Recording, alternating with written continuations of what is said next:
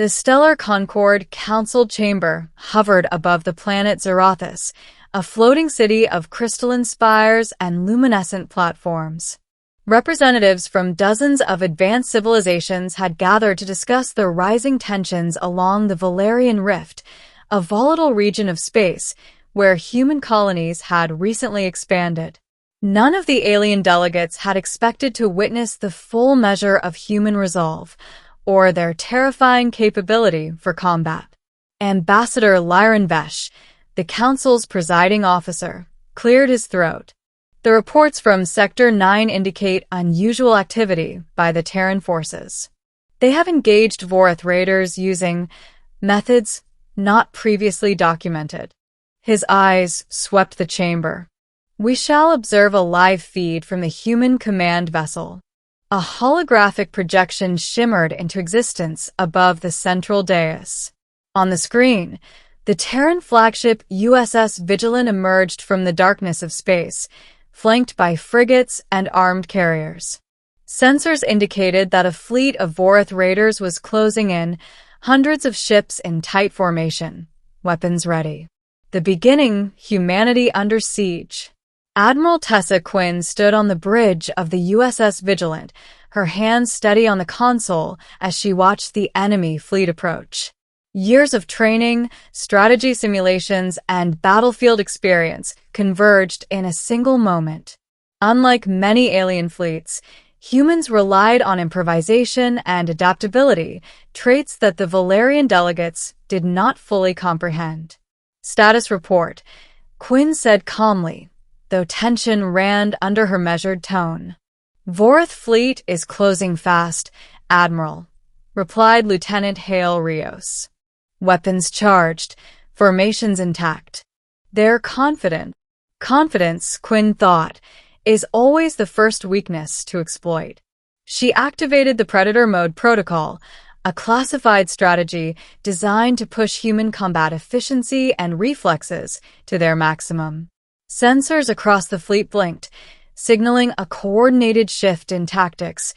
Drones redeployed, weapon systems synchronized, defensive shields reconfigured to create adaptive countermeasures. The Vorath commanders did not notice the change at first. Humans appeared to behave normally, their movements unassuming, almost reactive. But beneath the surface, every human aboard each vessel was calculating, predicting, and preparing to strike with inhuman precision. The middle, Predator Mode engaged. The first volley of plasma blasts streaked across the void. Where most fleets would scatter under fire, the Terran ships moved as a single organism. Each ship's movement predicted the enemy's next strike, anticipating trajectories and adjusting positioning in real time. Tactical AI on every vessel synchronized with human intuition, forming a battlefield network that adapted to the Vorath's maneuvers. Ambassador Vesh leaned forward, his mandibles clicking in disbelief. Their calculations are instantaneous. It's as if they anticipate the enemy's thoughts. A smaller Vorath squadron attempted a flanking maneuver. Before the aliens could reach the USS Vigilant's vulnerable side, Terran destroyers shifted with uncanny timing, intercepting the raiders in precise formation. Plasma bolts from multiple ships struck simultaneously, disabling the enemy vessel's engines. On the surface of nearby human colonies, sensors recorded the same phenomenon. Human troops coordinated ambushes and counterattacks with split-second accuracy. Squad leaders issued one-word commands, and every soldier executed them in perfect unison. The Council watched, captivated, as human forces moved like a living predator, exploiting every weakness with terrifying efficiency. The turning point, adaptive brutality.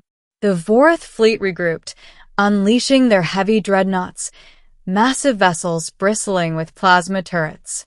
They assumed that overwhelming firepower would finally break the Terran line. Quinn anticipated this and activated Phase 2 of Predator Mode.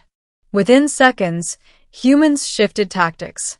Smaller vessels acted as decoys, drawing dreadnought fire, while heavier ships moved to strike blind spots in the enemy formation. Boarding drones were launched, infiltrating crippled Vorth vessels, disabling weapon systems from within. "They're not just responding," Vesh whispered.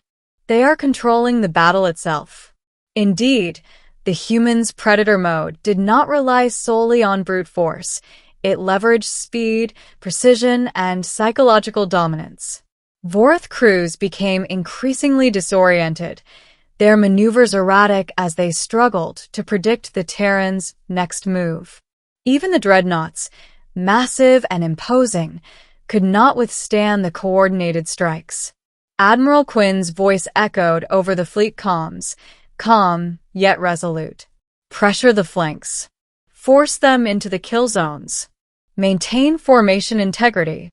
Every crew member, from gunners to navigators, operated as though they were extensions of a single mind.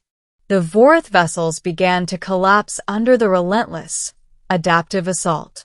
Holographic feeds showed ships exploding, their debris scattering like glittering shards in the nebula-lit void. The climax: the Council witnesses humanity's apex. The Council chamber fell into silence as the live feed captured the final phase. Vorth commanders, realizing their defeat, attempted a last-ditch retreat. But the Terran fleet anticipated every path, cutting off exits and forcing the enemy into concentrated kill zones. In a decisive moment, Quinn's flagship moved directly through the densest Vorth formation, shielding smaller vessels while delivering synchronized volleys that incapacitated the remaining raiders. Within minutes, the battle was over. Every eye in the Council chamber was fixed on the screen.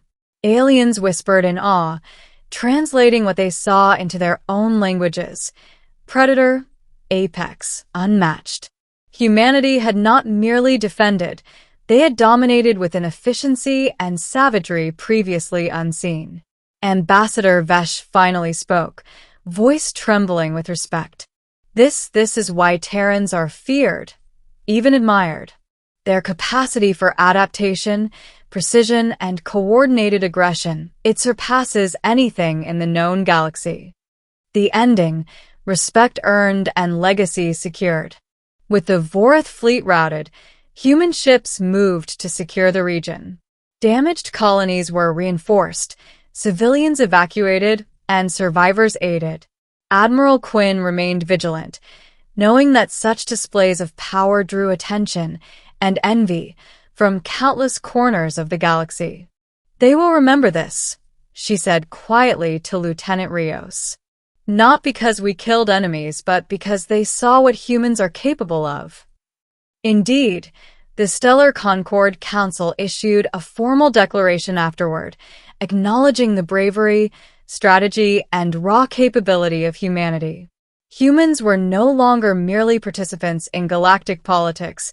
They were apex predators, capable of unmatched adaptation in warfare, and deserving of both caution and respect. Years later, historians would refer to the event as the awakening of predator mode, a moment when humanity unveiled the full extent of their combat instinct, leaving allies and rivals alike in awe. Holo recordings of the battle became mandatory study for military academies across the galaxy, ensuring that no future generation of aliens underestimated the human spirit.